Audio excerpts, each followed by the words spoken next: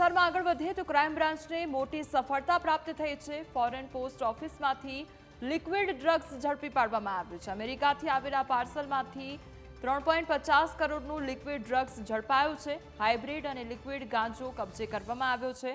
Parcel delivery થાય તે પહેલા જ જથ્થો જપ્ત કરવામાં આવ્યો છે। અગાઉના આરોપીની પૂછપરછમાં હકીકત સામે આવી હતી તો ક્રાઇમ બ્રાન્ચે વધુ તપાસ હાથ ધરી છે।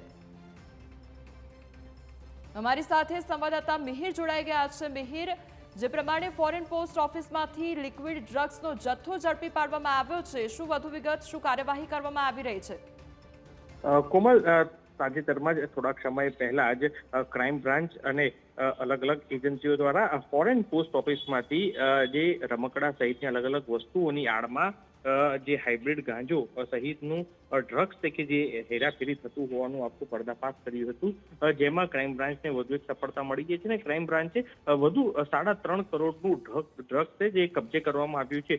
જે અમેરિકાથી આવેલું પાર્સલમાં આ ડ્રગ્સ છે જે કબજે કરવામાં આવ્યું છે અને જેમાં હાઇબ્રિડ અને લિક્વિડ ગાંજો છે કે તે કબજે કરાયો છે। અગાઉ જે બે આરોપીઓ પકડાયા હતા તે લોકોની ધરપકડ કરી હતી અને તે લોકોની પૂછપરછમાં હકીકત સામે આવી હતી કે પાર્સલ ડિલિવરી થાય તે પહેલા જ આ જથ્થો જે છે તે અન્ય કોઈને મળે તે પહેલા ઝડપી લેવામાં આવ્યો હતો। આ આખું ફોરેન પોસ્ટ ઓફિસમાં ડ્રગ્સ હેરાફેરીમાં ઇન્ટરનેશનલ ડ્રગ્સ માફિયાઓનું કનેક્શન છે તે નેટવર્ક છે તે પણ સામે આવ્યું હતું। હાલ ક્રાઇમ બ્રાન્ચે વધુ ડ્રગ્સ છે કે જે પાર્સલમાંથી કબજે કરવામાં આવ્યું છે। આવી જ રીતના છેલ્લા ઘણા સમયથી કુરિયર મારફતે એટલે કે ફોરેન પોસ્ટ ઓફિસ મારફતે ડ્રગ્સની હેરાફેરી છે તે થતી હતી અને જે કોઈ પણ વસ્તુની આડમાં આ ડ્રગ્સ છે તે છુપાડીને મોકલતું હતું અને કોઈ પણ પાર્સલ હોય ખોટા એડ્રેસ મૂકવામાં આવતા હતા। જો કે પોસ્ટનો કર્મચારી ત્યાં આગળ પાર્સલ આપવા પહોંચે તે પહેલા જ તેને ફોનથી સંપર્ક કરી અને આ પાર્સલ છે અન્ય જગ્યાએ કલેક્ટ કરી દેવામાં આવતું હતું અને આ રીતનું આખું નેટવર્ક છે કે જેના ઘણા સમયથી ચાલતું હતું ને જેને ક્રાઇમ બ્રાન્ચે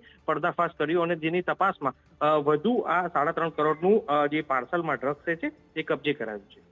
જી મિહિર, સમગ્ર માહિતી બદલ